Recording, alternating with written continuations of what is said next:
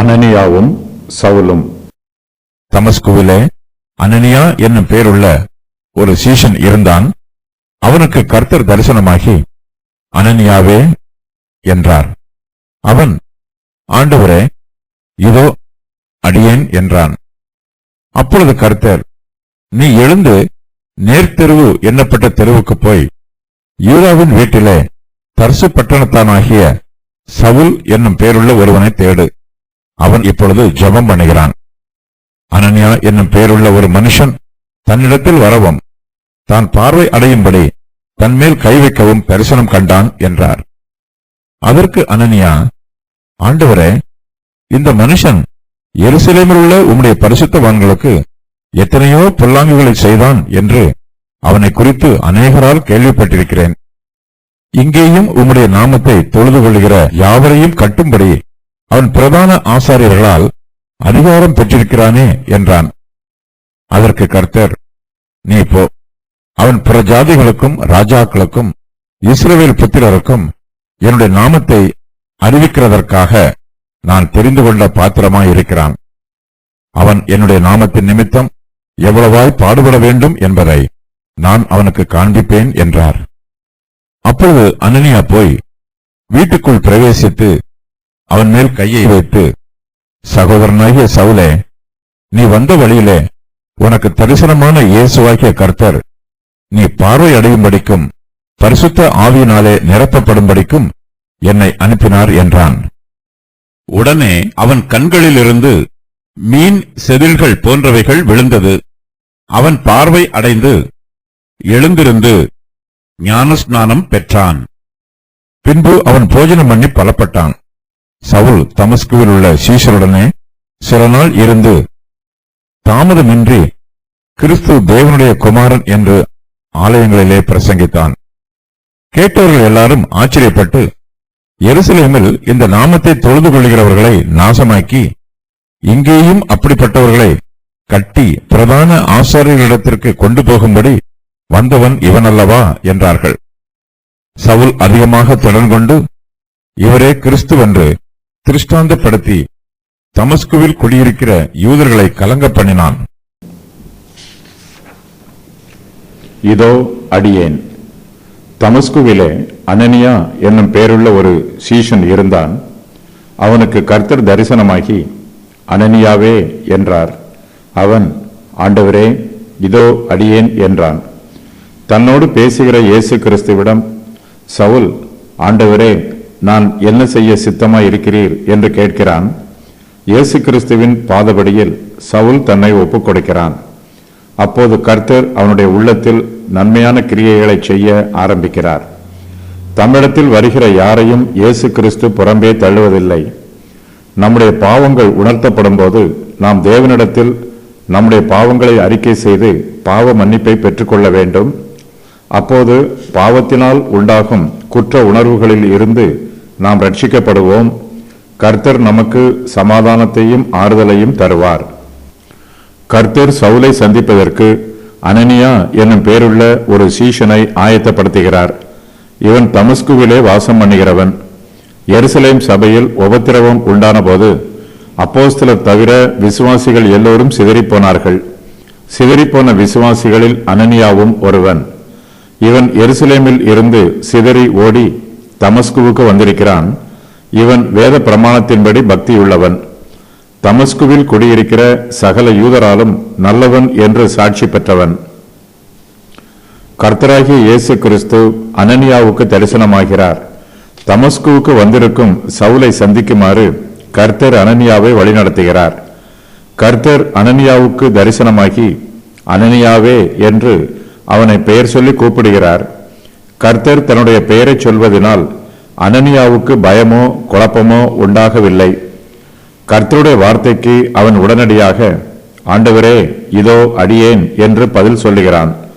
நாம் கர்த்தருடைய வார்த்தைக்கு செவி கொடுத்து கீழ்ப்படியும் போது கர்த்தர் நம்மை பயன்படுத்துகிறார். நாம் எப்போதுமே கர்த்தரால் பயன்படுத்தப்படுவதற்கு ஆயத்தமாய் இருக்கிற பாத்திரமாய் இருக்க வேண்டும்.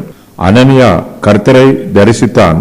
அவன் தரிசனத்தில் கர்த்தருடைய சத்தத்தை கேட்டான். தரிசனம் என்பது நமது சிந்தனையில் வரும் கற்பனை அல்ல. நமது சரீரத்தின் கண்களினால் உண்மையாகவே பார்ப்பதுதான் தரிசனமாகும்.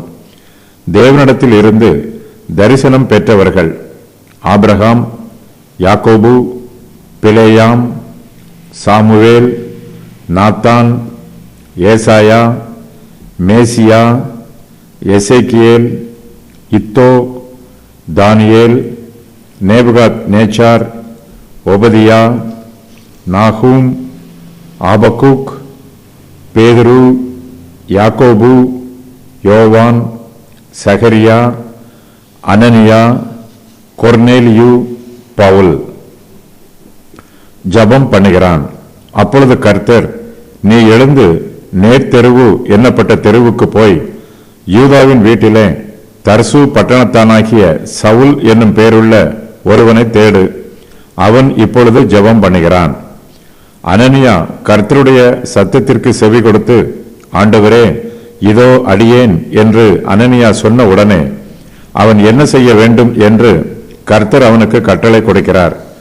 நீ எழுந்து நேர்த்தெருவு என்னப்பட்ட தெருவுக்கு போய் யூதாவின் வீட்டிலே தர்சு பட்டணத்தானாகிய சவுல் என்னும் பேருள்ள ஒருவனை தேடு என்று கர்த்தர் அனனியாவிடம் சொல்லுகிறார். தமக்கு சொந்தமானவர்கள் எங்கு இருப்பார்கள் என்பது கர்த்தருக்கு நன்றாக தெரியும். அவர் நம்மை முழுவதுமாய் அறிந்து வைத்திருக்கிறார். நம்முடைய ஆபத்து வேளைகளில் அவர் நம்மை தேடி வந்து விசாரிக்கிறவர். ஒவ்வொரு வேளையிலும் நாம் எங்கு இருக்கிறோம் என்பது கர்த்தருக்கு தெரியும். அவருக்கு மறைவான காரியம் ஒன்றுமே இல்லை. தமஸ்கு பட்டணத்தில் சவுல் எந்த தெருவில் யார் வீட்டில் இருக்கிறான் என்பது கர்த்தருக்கு தெரிந்திருக்கிறது. கர்த்தருடைய சித்தத்தின் பிரகாரமாகவே சவுல் இங்கு வந்திருக்கிறான். நம்மை நன்றாக அறிந்திருக்கிற இயேசு கிறிஸ்து பரலோகத்தில் இருப்பது அவருடைய பிள்ளைகளாகிய நமக்கு உண்டாயிருக்கும் சிலாக்கியம். நாம் எந்த தெருவில் எந்த வீட்டில் இருக்கிறோம் என்பது மாத்திரமல்ல, அவர் நம்மை பூரணமாய் அறிந்திருக்கிறார். நம்முடைய இருதயத்தின் நினைவுகளையெல்லாம் அவர் அறிந்தவராக இருக்கிறார். நம்முடைய துவக்கமும் முடிவும் அவருக்கு மறைவானது அல்ல. சவுல் இப்பொழுது கர்த்தராகிய இயேசு கிறிஸ்துவிடத்தில் ஜெபம் பண்ணி கொண்டிருக்கிறான். கர்த்தர் தம்மிடத்தில் வேண்டிக் கொள்கிறவர்களுக்கு உத்தரவு கொடுக்கிறவர். அவர் ஜெபத்திற்கு பதில் கொடுக்கிற தேவன். அனனியாவோ சவுலை பார்ப்பதற்கு பயப்படுகிறான். சவுலை குறித்து அநேகரால் கேள்விப்பட்டிருக்கிறான். அவன் செய்த பொல்லாங்குகளையும் அனனியா கேள்விப்பட்டிருக்கிறான். அனனியாவின் மனபயத்தை கர்த்தர் நீக்கி போடுகிறார். சவுல் இப்போது மெய்யாகவே கர்த்தராகிய இயேசு கிறிஸ்துவை விசுவாசிக்கிறான். அவன் இப்பொழுது ஜெபம் பண்ணுகிறான் என்று கர்த்தர் சவுலை குறித்து சாட்சி சொல்லுகிறார். சவுல் இயேசு கிறிஸ்துவிடம் ஜெபம் பண்ணுவதே ஓர் அற்புதமான சம்பவம். சவுலின் ஜீவியத்தில் பலவிதமான மாற்றங்கள் உண்டாயிற்று. இயேசு கிறிஸ்துவையும் அவருடைய சீஷரையும் விரோதித்தவன் இப்போது இயேசு கிறிஸ்துவிடம் ஜெபிக்கிறான்.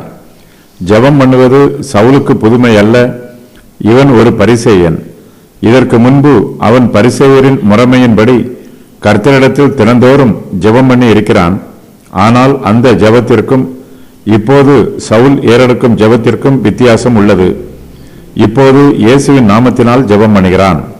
பரிசேயரின் பாரம்பரிய முறைமையின்படி ஜெபிக்காமல் சவுல் இப்போது இயேசு கிறிஸ்துவின் நாமத்தினால் ஜெபிக்கிறான். இதற்கு முன்பு சவுல் தன்னுடைய ஜெபங்களை மனப்பாடமாக ஒப்பித்தான். இதுதான் பரிசேயர் ஜெபம் பண்ணுகிற முறைமை. ஆனால் இப்போதோ சவுல் தன் உள்ளத்தின் ஆழத்தில் இருந்து இருதயத்தில் இருந்து ஜெபிக்கிறான். நமக்குள் ஆவிக்குரிய ஜீவியம் இருக்கும்போது நாம் ஜெபிக்கிறவர்களாக இருப்போம். சரீரத்தில் சுவாசம் இல்லை என்றால் அதில் ஜீவன் இல்லை என்று பொருள். அதுபோலவே நமக்குள் ஜெபிக்கும் சுபாவம் இல்லை என்றால் நம்மிடத்திலும் ஆவிக்குரிய சுபாவம் இல்லை என்பதே பொருள். நாம் ஜெபிக்கவில்லை என்றால் நமக்கு தேவனுடைய கிருபை கொடுக்கப்பட மாட்டாது. நமக்குள் ஆவிக்குரிய ஜீவன் இருக்காது. கர்த்தர் அனனியாவை பார்த்து, நீ எழுந்து நேர்த்தெரு என்னப்பட்ட தெருவுக்கு போ என்று கட்டளை கொடுக்கிறார். அனனியா காலதாமதம் பண்ணாமல் கர்த்தரின் கட்டளைக்கு கீழ்ப்படிந்து விரைந்து செயல்பட வேண்டும். கர்த்தருடைய காரியங்கள் எதுவும் காலதாமதத்தினால் தடைபட்டு விடக்கூடாது.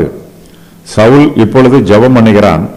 தன்னுடைய பாவத்தை குறித்து சவுல் உணர்த்தப்பட்டிருக்கிறான். அவனுடைய இருதயத்தில் பாவ உணர்வு உண்டானதினால் இப்போது ஜெபம் பண்ணுகிறான். சவுல் சரீர பிரகாரமாகவும் வேதனைப்படுகிறான். பார்வை இல்லாதவனாகவும் புசியாமலும் குடியாமலும் பலவீனமானவனாகவும் இருக்கிறான். இயேசு கிறிஸ்து சவுலிடம், நீ எழுந்து பட்டணத்திற்குள்ளே போ, நீ செய்ய வேண்டியது அங்கு உனக்கு சொல்லப்படும் என்று சொன்னார். இயேசு கிறிஸ்துவை குறித்து உபதேசம் பண்ண தன்னிடத்தில் ஒருவன் அனுப்பப்பட வேண்டும் என்று சவுல் ஜெபித்துக் கொண்டிருக்கிறான். கர்த்தர் அவனுடைய ஜெபத்தை கேட்டு அவனிடத்தில் அனனியாவை அனுப்பி அவனுடைய ஜெபத்திற்கு பதில் கொடுக்கிறார். நேர்த்தெருவு என்பது கிழக்கு வாசலில் இருந்து மேற்கு வாசலுக்கு போகும் தெருவாகும். இதில் பல சிறிய தெருவுகள் பிரிந்து போகும். கிழக்கு தேசத்து பட்டணங்களில் இப்படிப்பட்ட தெருக்களில் கடை வாசல்கள் இருக்கும். தர்சு சிலிசியாவின் தலைநகரம். இதன் தற்போதைய பெயர் தராசோ. ஒரு காலத்தில் இந்த பட்டணத்தில் அலெக்சாந்திரியாவின் நாகரிகமும் இத்தனேயின் நாகரிகமும் சிறந்து விளங்கிற்று. ஜூலியஸ் சீசருடைய காலத்தில் இந்த பட்டணத்தில் உள்ளவர்கள் ரோம பேரரசின் மீது மிகுந்த மரியாதை வைத்திருந்தார்கள். ஆகையினால் இந்த ஊர் ஜனங்கள் ரோம பிரஜைகளாக அங்கீகரிக்கப்பட்டிருந்தார்கள். சவுல் இப்போது ஜெபித்துக் கொண்டிருக்கிறான். ரட்சிப்பதற்கு உண்மையான வழி என்ன என்பதையும் தேவனுடைய சித்தம் என்ன என்பதையும் தெரிந்து கொள்வதற்காக ஜெபிக்கிறான். அவன் இன்னும் பாவம், மரணம் ஆகிய பிரமாணங்களில் இருந்து ரட்சிக்கப்படவில்லை. தன்னுடைய பாவத்தை குறித்து உணர்த்தப்பட்டிருக்கிறான். கர்த்தரிடத்தில் வைராக்கியமாக இருக்கிறான். இருந்தாலும் இவன் தன்னுடைய யூத மார்க்கத்து கொள்கையில் நிரம்பி இருந்தான். தேவனுக்கு எதிராகவும் கிறிஸ்துவிற்கு எதிராகவும் யுத்தம் பண்ணினான். தன்னுடைய ஜீவியத்தின் இந்த பரிதாபமான காலத்தையே ரோமர் 7 முதல் 25 வரை உள்ள வசனங்களில் பவுல் விவரித்து கூறுகிறான். ரோமர் 8:1 முதல் 4 வரை உள்ள வசனங்களில் தான் பாவம், மரணம் என்பவைகளின் பிரமாணத்தில் இருந்து விடுதலையானதாக எழுதுகிறான். அப்போஸ்தலர் 9:17-18 ஆகிய வசனங்களில் பவுல் ரட்சிக்கப்பட்ட காரியத்தை குறித்து வாசிக்கிறோம். பழைய பிரமாணங்களில் இருந்து பவுல் விடுதலையாக்கப்பட்டு இயேசு கிறிஸ்துவை தன்னுடைய சொந்த இரட்சகராக ஏற்றுக்கொள்கிறான். எல்லா விஷயங்களிலும் தேவனுக்கு முன்பாக நல் மனச்சாட்சியோட நடந்து கொள்கிறான். தரிசனம் கண்டான். அனனியா என்னும் பேருள்ள ஒரு மனுஷன் தன்னிடத்தில் வரவும் தான் பார்வை அடையும்படி தன்மேல் கை வைக்கவும் தரிசனம் கண்டான் என்றார். சவுல் ஜெபிக்கும் பொழுது தரிசனம் காண்கிறான். அனனியா என்னும் பெயருள்ள ஒரு மனுஷன் தன்னிடத்தில் வருவதாக சவுல் தரிசனம் காண்கிறான். தேவனே இந்த தரிசனத்தை சவுலுக்கு காண்பிக்கிறார். அனனியா என்பவன் வந்து சவுல் பார்வை அடையும்படி அவன் மேல் கை வைப்பான் என்னும் தரிசனத்தை கர்த்தர் சவுலுக்கு காண்பிக்கிறார். கர்த்தர் சவுலோடு வார்த்தையினால் பேசினார். இப்போது தரிசனத்தின் மூலமாக தம்முடைய சித்தத்தை சவுலுக்கு தெளிவுபடுத்துகிறார். சவுலின் ஜெபத்திற்கு கர்த்தர் தரிசனம் மூலமாக பதில் கொடுக்கிறார். சவுல் இப்போது கர்த்தரோடு ஜெபத்தில் ஐக்கியமாக இருக்கிறான். உள்ளத்தின் ஆழத்தில் இருந்து பேசுகிறான். அவன் பார்வை இல்லாதவனாய் இருந்தாலும் அவனுடைய மனக்கண்கள் பிரகாசம் உள்ளதாக இருக்கிறது. தன்னுடைய மனக்கண்கள் மூலமாய் கர்த்தராகிய இயேசு கிறிஸ்துவை நோக்கி பார்த்து அவரிடத்தில் விசுவாசத்தோடு ஜெபம் பண்ணுகிறான். கர்த்தர் அவனுடைய ஜெபத்திற்கு பதில் கொடுக்கிறார். அனனியா என்னும் பேருள்ள ஒரு மனுஷன் தன்னிடத்தில் வரும்படியாக சவுல் தரிசனம் காண்கிறான். இந்த தரிசனம் சவுலுக்கு பிரியமாய் இருக்கிறது. ஏனெனில் அவன் வந்து சவுல் பார்வை அடையும்படி சவுலின் மேல் தன் கைகளை வைத்து ஜெபிக்கப் போகிறான் என்னும் தரிசனத்தையும் கர்த்தர் சவுலுக்கு காண்பித்திருக்கிறார். அனனியாவின் வருகை சவுலுக்கு சரீர பிரகாரமாகவும் ஆவிக்குரிய பிரகாரமாகவும் மிகுந்த ஆசீர்வாதமாக இருக்கும். அனனியா ஒரு வைத்தியனைப் போல பார்வையில்லாதிருக்கும் சவுலை பார்க்க வருகிறான். கர்த்தராகிய இயேசு கிறிஸ்துவே நம்முடைய பரம வைத்தியராக இருக்கிறார். அவர் நம்முடைய ஆத்மாவையும் சரீரத்தையும் சொஸ்தமாக்குகிறார். அனனியா என்பவன் தமஸ்கு பட்டணத்தில் உள்ள ஒரு யூதன். இவனும் அப்போஸ்தலர் 5வது அதிகாரத்தில் கூறப்பட்டிருக்கும் அனனியாவும் வெவ்வேறு நபர்கள். பவுல் ஏற்கனவே அனனியாவை தன் தரிசனத்தில் கண்டான். இப்போது அனனியா பவுலை பற்றி தரிசனம் காண்கிறான். 2 தரிசனங்கள் மூலமாக தேவனுடைய காரியம் நிறைவேறிக் கொண்டிருக்கிறது. கேள்விப்பட்டிருக்கிறேன்.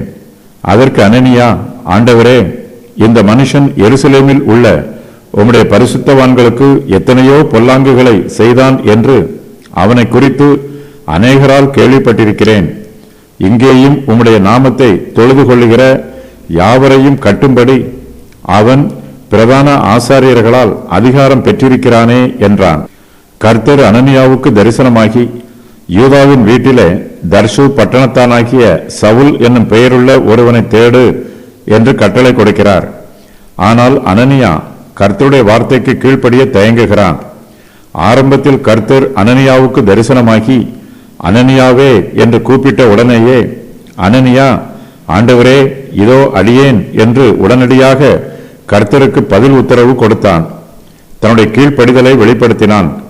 ஆனால் இப்போதோ சவுலை போய் பார் என்று கர்த்தர் சொன்னவுடனே அனனியா அவருடைய வார்த்தைக்கு கீழ்ப்படிய தயங்குகிறான்.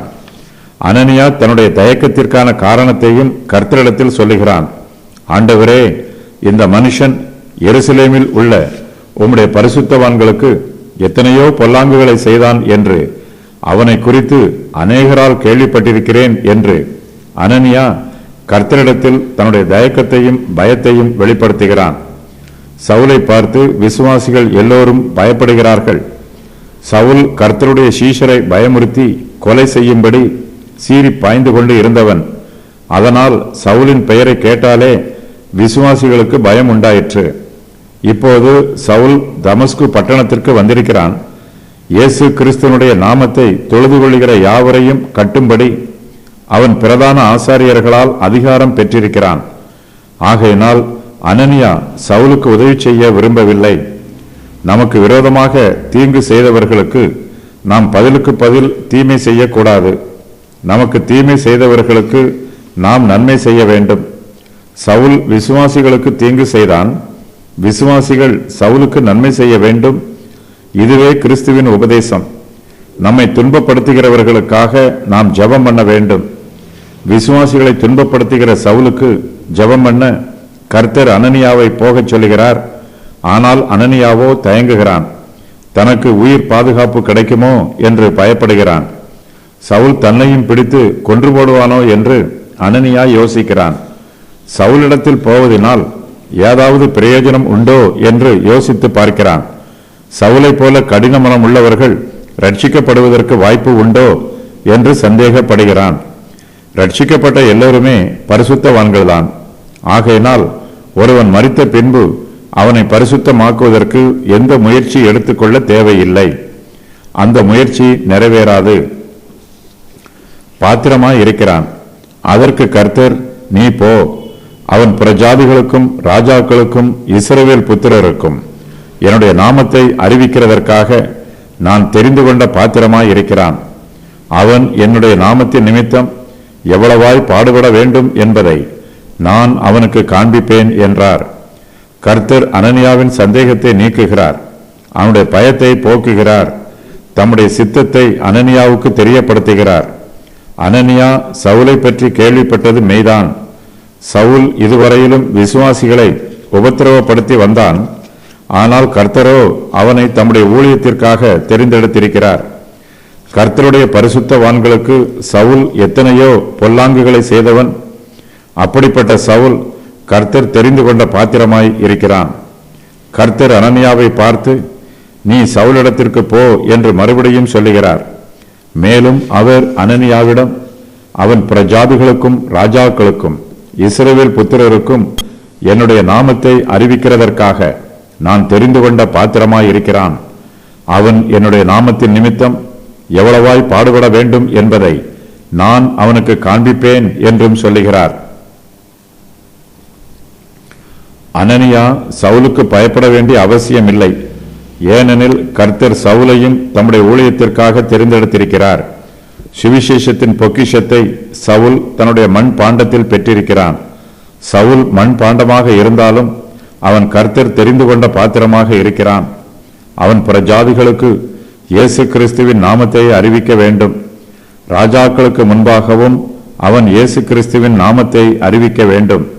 பிரஜாதிகளுக்கு மாத்திரமல்ல, இஸ்ரவேல் புத்திரருக்கும் அவன் இயேசு கிறிஸ்துவின் நாமத்தை அறிவிக்க வேண்டும்.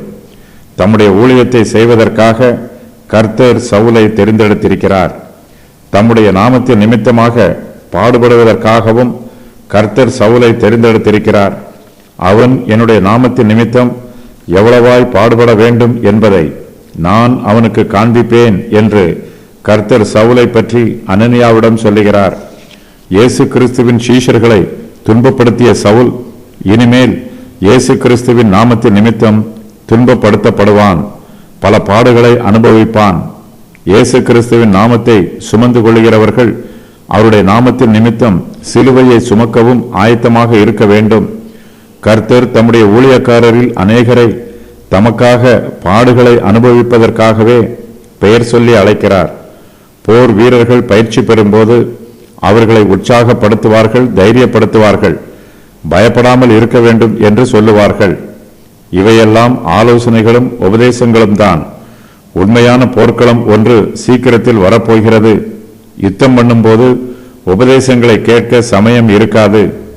நாம் கேட்ட உபதேசத்தின் பிரகாரம் யுத்தம் பண்ண வேண்டும். யுத்த வீரர்களுக்கு யுத்தத்தை பற்றிய உண்மையான காரியங்களை ஒளிவு மறைவு இல்லாமல் சொல்ல வேண்டும். இல்லை என்றால் யுத்த களம் அவர்களுக்கு பயப்படும் களமாக, அதிர்ச்சி அடையும் களமாக இருக்கும். கர்த்தர் தம்முடைய ஊழியத்திற்காக சவுலை தெரிந்து கொள்ளும் போதே அவன் என்னுடைய நாமத்தின் நிமித்தம் எவ்வளவாய் பாடுபட வேண்டும் என்பதை அவனுக்கு காண்பிப்பேன் என்று முன் அறிவிக்கிறார். கர்த்தருடைய உபதேசத்தில் ஒளிவு மறைவு எதுவும் இராது. அவர் உள்ளதை உள்ளது என்றும் இல்லாததை இல்லாதது என்றும் தெளிவாய் உபதேசிக்கிறவர். கர்த்தருக்காக ஊழியம் செய்கிறவர்கள் அவருடைய பாதபடியில் அமர்ந்திருந்து அவருடைய உபதேசங்களை பெற்றுக்கொள்ள வேண்டும். அப்போதுதான் எல்லா சூழ்நிலைகளிலும் நம்மால் மன ரம்யமாக இருந்து கர்த்தருக்காக ஊழியம் செய்ய முடியும். தேவனால் தெரிந்து கொள்ளப்பட்டவர்கள் கிறிஸ்து, எல்லா விசுவாசிகளும், இஸ்ரவேல், தேவ தூதர்கள், தேவனால் தெரிந்து கொள்ளப்பட்டவர்கள் யாராக இருந்தாலும், அவர்கள் யூதராக இருந்தாலும் புற ஜாதியாராக இருந்தாலும் அவர்களும் தெரிந்து கொள்ளப்பட்டவர்களே. தேவனை யார் தங்களுடைய கர்த்தராக தெரிந்து கொள்கிறார்களோ அவர்கள் தேவனால் தெரிந்து கொள்ளப்பட்டவர்கள். பவுல் இனிமேல் மற்றவர்களை துன்புறுத்த முடியாது. இயேசு கிறிஸ்துவின் நாமத்தின் நிமித்தம் பவுல் துன்பப்பட வேண்டும். இயேசு கிறிஸ்துவை பிரசங்கித்ததற்காக அவன் ஜனங்களை துன்பப்படுத்தினான். இனிமேல் இயேசு கிறிஸ்துவை பிரசங்கித்து துன்பம் அனுபவிக்கப் போகிறான். சகோதரனாகிய சவுலே, அப்பொழுது அனனியா போய் வீட்டிற்குள் பிரவேசித்து அவன் மேல் கையை வைத்து, சகோதரனாகிய சவுலே, நீ வந்த வழியிலே உனக்கு தரிசனமான இயேசுவாகிய கர்த்தர் நீ பார்வை அடையும்படிக்கும் பரிசுத்த ஆவியினாலே நிரப்பும்படிக்கும் என்னை அனுப்பினார் என்றான். கர்த்தர் அனனியாவுக்கு சவுலின் காரியத்தை விளக்கமாக சொல்லுகிறார். அனனியா கர்த்தருடைய வார்த்தைக்கு கீழ்ப்படிந்து நேர்த்தெருவு எண்ணப்பட்ட தெருவுக்கு போய் யூதாவின் வீட்டிலே தர்சு பட்டணத்தானாகிய சவுல் என்னும் பெயருள்ள ஒருவனை தேடுகிறான். தேடி கண்டுபிடித்து அவன் இருக்கிற வீட்டிற்குள் பிரவேசித்து அங்கு சவுலை காண்கிறான். ஆரம்பத்தில் கர்த்தருடைய கட்டளைக்கு கீழ்ப்படிய தயங்கியவன் பின்பு கீழ்ப்படுகிறான். அனனியா கர்த்தருக்கு விரோதமாக முரண்டு பிடிக்கவில்லை. தன்னுடைய பிடிவாத குணத்தில் உறுதியாய் நிலைத்திருக்கவில்லை. கர்த்தருடைய சித்தத்திற்கு ஒப்புக் கொடுக்கிறான். கர்த்தர் நம்முடைய பாதையில் இருக்கும் தடைகளை அகற்றிய பின்பு அவர் நமக்கு நியமித்து வைத்திருக்கும் இலக்கை நோக்கி முன்னேறி செல்ல வேண்டும். சும்மா இருந்து கொண்டு விவாதம் பண்ணக்கூடாது. கர்த்தர் அனனியாவின் பயத்தை போக்கினார். அதற்கு பின்பு அவன் கர்த்தரிடத்தில் விவாதம் பண்ணாமல் அவருடைய வார்த்தைக்கு கீழ்ப்படிந்து சவுலை பார்க்க புறப்பட்டு போகிறான். அனனியா சவுல் இருக்கிற வீட்டிற்கு வருகிறான். தான் இங்கு வந்ததற்கான காரணத்தை அனனியா அவனிடம் சொல்லுகிறான். வீட்டிற்கு வந்த உடனேயே அனனியா சவுலின் மேல் தன்னுடைய கையை வைக்கிறான். சவுலும் தமஸ்கு பட்டணத்தில் உள்ள விசுவாசிகள் மீது தன்னுடைய கையை வைப்பதற்குத்தான் வந்தான். அவர்களை ஆசீர்வதிப்பதற்கு அல்ல, அவர்களை கட்டி எருசலேமுக்கு இழுத்துச் செல்வதற்காக வந்தான். ஆனால் இப்போதோ கர்த்தருடைய ஊழியக்காரனாகிய அனனியா தன்னுடைய கையை சவுலின் மேல் வைக்கிறான். கர்த்தருடைய சீஷர்களின் கைகள் ஆசீர்வதிக்கிற கைகள், ஆதரிக்கிற கைகள், உதவி புரிகிற கைகள், சொஸ்தமாக்குகிற கைகள். சவுலின் கையோ விசுவாசிகளை உபத்திரவப்படுத்துகிற கையாக இருந்தது. அனனியா சவுலை பார்த்து, சகோதரனாகிய சவுலே என்று அழைக்கிறான். தேவன் சவுலை தம்முடைய பிள்ளையாக ஏற்றுக்கொள்ள ஆயத்தமாய் இருக்கிறார். அவன் சமீப காலம் வரையிலும் இயேசு கிறிஸ்துவுக்கு விரோதமாக தூஷண வார்த்தைகளை பேசினவனாக இருந்தாலும், கர்த்தருடைய பிள்ளைகளை உபத்திரவப்படுத்தினவனாக இருந்தாலும், கர்த்தர் அவனை சந்தித்து அவனை தம்முடைய பிள்ளையாக அங்கீகரிக்க ஆயத்தமாயிருக்கிறார். கர்த்தர் அங்கீகரிக்கும் போது அந்த நபரை புறக்கணிப்பதற்கு நமக்கு உரிமை இல்லை. அனனியா இதை புரிந்து கொண்டவனாக சவுலை பார்த்தவுடனேயே சகோதரனாகிய சவுலே என்று அழைக்கிறான். கிறிஸ்துவுக்குள் சவுலை தன்னுடைய சகோதரனாக அங்கீகரிக்கிறான். அனனியா சவுலிடம் பேசும்போதே தான் அங்கு வந்ததற்கான காரணத்தை அவனிடத்தில் சொல்லுகிறான். நீ வந்த வழியிலே உனக்கு தரிசனமான இயேசுவாகிய கர்த்தர் நீ பார்வை அடையும்படிக்கும் பரிசுத்த ஆவியினாலே நிரப்பப்படும்படிக்கும் என்னை அனுப்பினார் என்று சவுலிடம் சொல்லுகிறான். காயப்படுத்தினவர் குணப்படுத்துகிறார். சவுலை பார்வை இல்லாதவனாக ஆக்கினவர் இப்போது அவனை பார்வை அடையச் செய்கிறார்.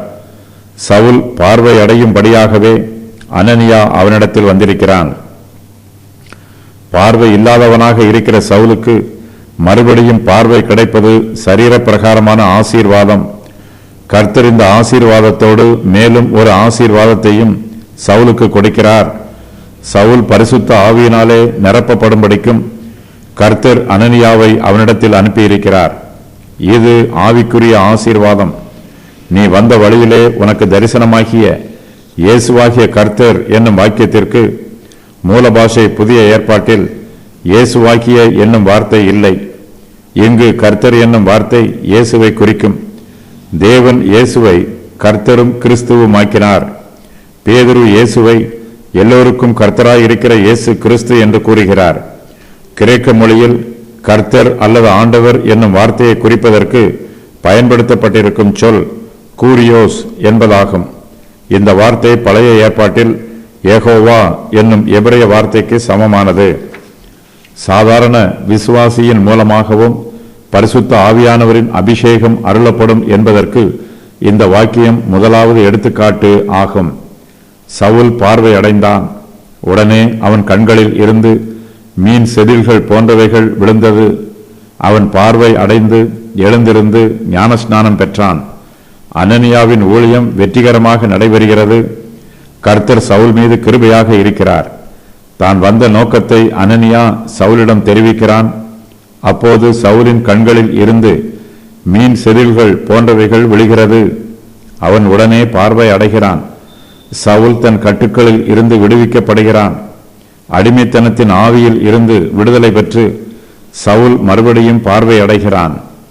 அவன் பார்வை அடைவதற்கு அடையாளமாக அவனுடைய கண்களில் இருந்து மீன் செதில்கள் போன்றவைகள் விழுகிறது. அவன் உடனடியாக சொஸ்தமாகிறான். கர்த்தருடைய வல்லமையினால் மாத்திரமே இப்படிப்பட்ட அற்புத சுகமாகுதலை பெற்றுக்கொள்ள முடியும். சவுல் இதுவரையிலும் மனம் மாறாதவனாக ரட்சிக்கப்படாதவனாக இருந்தான். அந்த இருளில் இருந்து இப்போது விடுதலை பெற்று வெளிச்சத்திற்கு வந்திருக்கிறான்.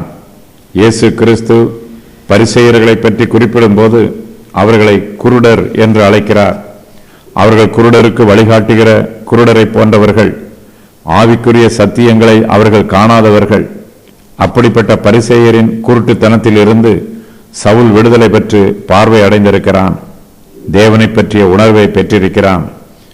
தேவனுடைய ரட்சிக்கும் கிருபையானது ஆத்மாவின் கண்களை திறக்கிறது. கர்த்தர் சவுலுக்கு புறஜாதியார் மத்தியில் இந்த ஊழியத்தை தான் நியமித்திருக்கிறார். அவன் புறஜாதியாரின் மனக்கண்களை திறப்பதற்கு ஊழியம் செய்ய வேண்டும். அவர்களுடைய ஆவிக்குரிய குருட்டுத்தனத்தில் இருந்து விடுதலை பெற்று அவர்கள் பார்வை அடைய வேண்டும். இந்த ஊழியத்தை செய்வதற்காக கர்த்தர் சவுலுக்கு இப்படிப்பட்ட ஒரு அனுபவத்தை முதலாவதாக கொடுக்கிறார். சவுல் பார்வை இல்லாதவனாய் இருந்தான். இப்போது பார்வை அடைந்திருக்கிறான். கிறிஸ்துவின் சீஷர்களை பயமுறுத்தி கொலை செய்வதற்காக சவுல் தமஸ்கு பட்டணத்திற்கு பிரயாணமாய் வந்தான். விசுவாசிகளை பயமுறுத்துகிற குருட்டுத்தனத்திலிருந்து சவுல் இப்பொழுது விடுவிக்கப்பட்டு பார்வை அடைந்திருக்கிறான். பவுலின் கண்களில் இருந்து செதில்கள் போன்றவைகள் கீழே விழுந்துவிட்டது. அவனை சுற்றிலும் இருந்த அஞ்ஞான மேகம் கலைந்து போயிற்று. அவருடைய ஆத்மாவில் நீதியின் சூரியன் உதித்திருக்கிறது. அவருடைய செட்டையின் கீழ் ஆரோக்கியம் உண்டு. சவுல் பார்வை அடைந்து எழுந்திருந்து ஞானஸ்நானம் பெற்றுக்கொள்கிறான். கிறிஸ்துவுக்கு தன்னை ஒப்புக் கொடுக்கிறான். ஞானஸ்நானத்தின் மூலமாக கிறிஸ்துவின் ஆளுகைக்கு தன்னை உட்படுத்துகிறான். கிறிஸ்துவின் கிருபைக்கு தன்னை பூரணமாக சமர்ப்பிக்கிறான். சவுல் இதுவரையிலும் பரிசேய மார்க்கத்திற்கு சீஷனாய் இருந்தான். இப்போது இயேசு கிறிஸ்துவுக்கு சீஷனாக இருக்கிறான். கிறிஸ்துவின் சீஷர்களை துன்பப்படுத்துவதை நிறுத்தியதோடு மாத்திரமல்ல, சவுலே கிறிஸ்துவின் ஊழியத்திற்காக தன்னை முழுவதுமாக அர்ப்பணிக்கிறான். பரிசுத்த ஆவியானவரின் அபிஷேகத்தை பெற்ற பின்பு பவுல் தண்ணீர் ஞானஸ்நானம் பெறுகிறான். சில வசனங்களில் தண்ணீர் ஞானஸ்நானம் பெற்ற பின்பு பரிசுத்த ஆவியானவரின் அபிஷேகம் அருளப்படுகிறது. போஜனம் பண்ணி பலப்பட்டான். பின்பு அவன் போஜனம் பண்ணி பலப்பட்டான். சவுல் தமஸ்குவில் உள்ள சீஷருடனே சில நாள் இருந்து, சவுல் இயேசு கிறிஸ்துவின் சத்தத்தை கேட்டபொழுது 3 நாள் பார்வை இல்லாதவனாய் புசியாமலும் குடியாமலும் இருந்தான். இப்பொழுது பார்வை அடைந்திருக்கிறான். எழுந்து ஞானஸ்நானம் பெற்றுக்கொண்டான். சரீரத்தில் பலவீனமாக இருந்தவன் இப்போது தன்னுடைய சரீர பலத்தை திரும்பவும் பெற்றுக்கொண்டான். 3 நாட்கள் புசியாமலும் குடியாமலும் இருந்ததினால் அவனுடைய சரீரம் பலவீனமாயிற்று. அதன் பின்பு போஜனம் பண்ணின போதோ அவன் பலப்படுகிறான். கர்த்தர் நம்முடைய சரீரத்திற்கும் ஆண்டவராக இருக்கிறார். ஆகையினால் நம்முடைய ஆவியை நாம் கவனிப்பது போல நம்முடைய சரீரத்தையும் பராமரித்து கவனிக்க வேண்டும். தேவனுடைய ஊழியத்தில் நம்முடைய ஆவியும் ஆத்மாவும் சரீரமும் உற்சாகமாய் ஈடுபடும் விதத்தில் நம்முடைய சரீர ஆரோக்கியத்தை நாம் பராமரித்து காத்து கொள்ள வேண்டும். தமஸ்குவில் உள்ள சீஷர்களை பயமுறுத்தி கொலை செய்யும்படி சவுல் இந்த பட்டணத்திற்கு சீறி பாய்ந்து வந்தான். இப்போதோ சவுலும் கிறிஸ்துவின் சீஷர்களில் ஒருவனாய் இருக்கிறான். தமஸ்குவில் உள்ள சீஷருடனே சில நாள் தங்கி இருக்கிறான். கிறிஸ்துவின் சீஷர்களை பயமுறுத்தி கொலை செய்ய வேண்டும் என்று விரும்பியவன் இப்போது அவர்களிடத்தில் தன் அன்பை வெளிப்படுத்துகிறான். அவர்களோடு பிரியமாய் இருக்கிறான். கர்த்தரை தங்கள் தெய்வமாக ஏற்றுக்கொண்டிருக்கிற ஜனங்கள் கர்த்தருடைய ஜனங்களையும் நேசிப்பார்கள். அவர்களை தங்களுடைய ஜனமாக அங்கீகரிப்பார்கள். தமஸ்குவில் உள்ள விசுவாசிகள் மத்தியில் சவுல் கிறிஸ்துவின் மீது தான் வைத்திருக்கிற விசுவாசத்தை அறிக்கை செய்கிறான். தானும் கிறிஸ்துவின் சீஷர்களில் ஒருவன் என்று வெளிப்படையாக மற்ற விசுவாசிகள் மத்தியில் சாட்சியாக அறிவிக்கிறான். ஆலயங்களில் பிரசங்கித்தான். தாமதமின்றி கிறிஸ்து தேவனுடைய குமாரன் என்று ஆலயங்களிலே பிரசங்கித்தான். சவுலின் சிந்தனை முழுவதிலும் கிறிஸ்துவானவர் நிரம்பி இருக்கிறார்.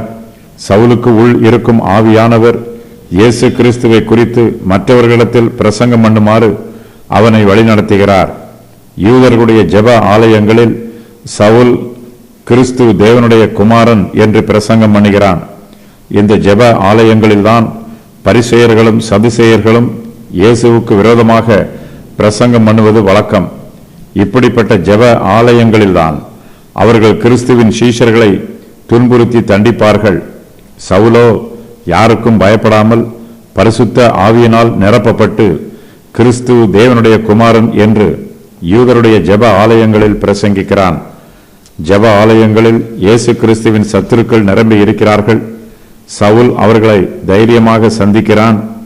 இயேசு கிறிஸ்து தேவனுடைய குமாரன் என்று அவர்களுக்கு சத்தியத்தை பிரசங்கம் பண்ணுகிறான். கிறிஸ்துவையும் அவர் சிலுவையில் அறையப்பட்டதையும் அறிவிப்பதே சவுலின் முக்கியமான பிரசங்க செய்தி ஆயிற்று. ஞானஸ்நானம் பெற்ற பின்பு சவுல் பிரசங்கியாராக ஊழியம் செய்ய ஆரம்பிக்கிறான். இயேசு கிறிஸ்து தேவனுடைய குமாரன். பிதாவானவர் குமாரனில் பிரியமாக இருக்கிறார். கிறிஸ்துவின் மூலமாக மாத்திரமே மனுக்குலத்திற்கு ரட்சிப்பு உண்டு. இயேசுவே கிறிஸ்து. இதுவே சவுலின் பிரசங்க செய்தி.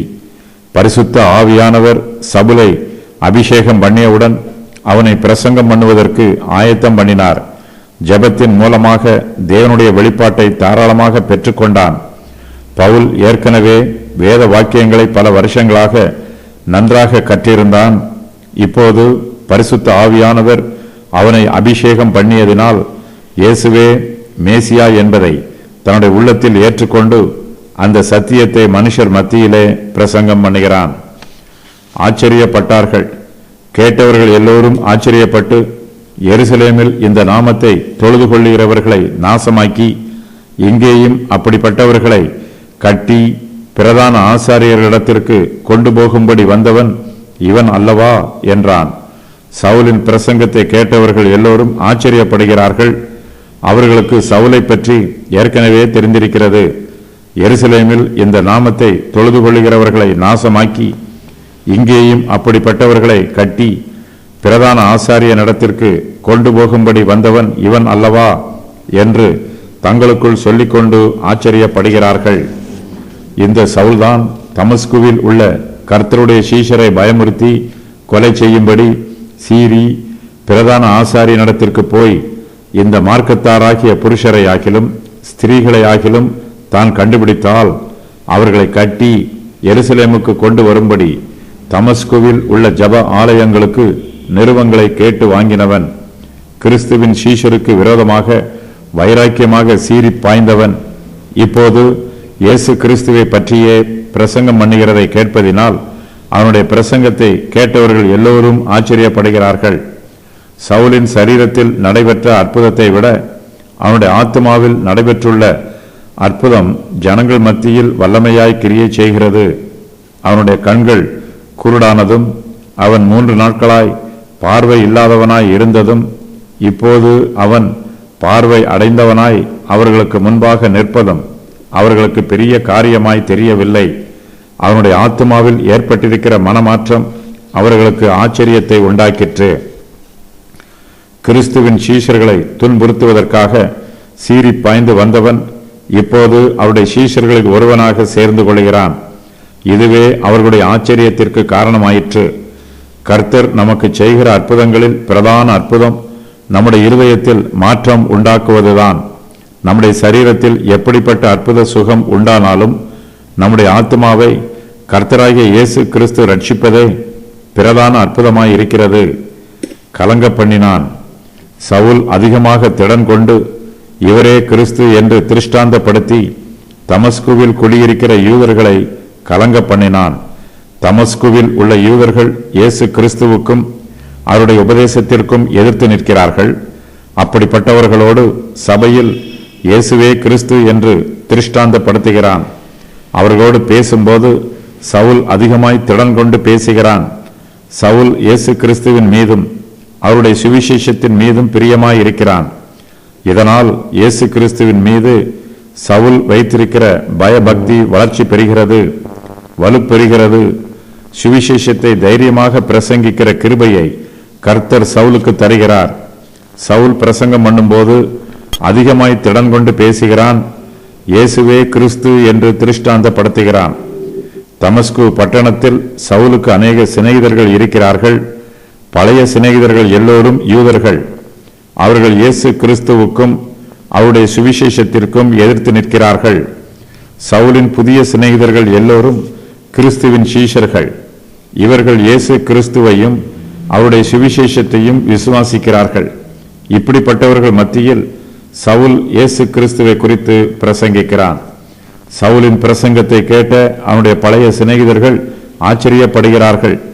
யூத மார்க்கத்திலும் பரிசேய சமயத்திலும் சவுலுக்கு இருந்த வைராக்கியத்தை பற்றி அவர்களுக்கு நன்றாக தெரியும்.